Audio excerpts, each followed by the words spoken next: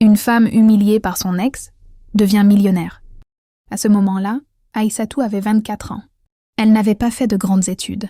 Elle vivait à Pikine, avec sa mère. Son copain Malik, lui, était étudiant à l'université, bien habillé, respecté. Il disait souvent qu'il voulait réussir dans la vie et qu'il n'avait pas le temps pour les filles sans ambition. Et pourtant, c'est Aïssatou qui l'avait séduite, un soir, à la sortie du marché. Elle croyait qu'il l'aimait sincèrement. Les choses ont changé quand elle a commencé à vendre du bissap pour aider sa mère. Malik trouvait que c'était honteux. Un jour, alors qu'elle lui apportait à manger à l'université, il l'a humiliée devant ses amis. « Regarde-toi, tu crois qu'une fille comme toi peut marcher à côté d'un homme comme moi ?»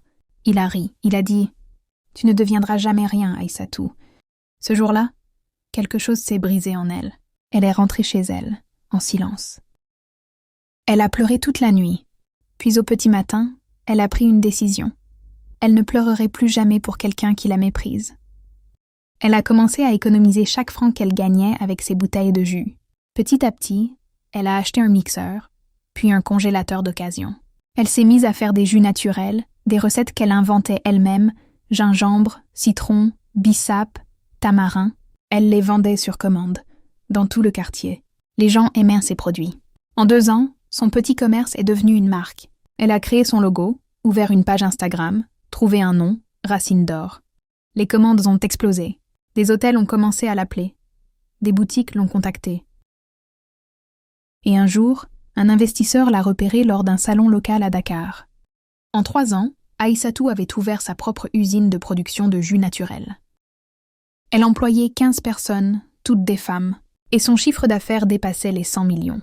Un après-midi, alors qu'elle sortait d'une réunion à Almadi, un homme s'est arrêté devant elle. C'était Malik. Costume froissé, regard fatigué. Son entreprise avait fait faillite.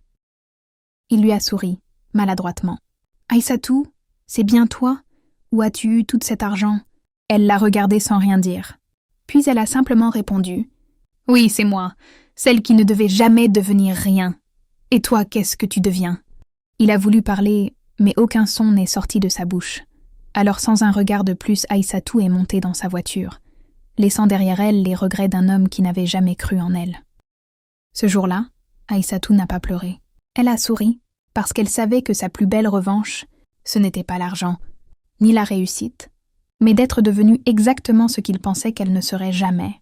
Une femme libre, forte et respect.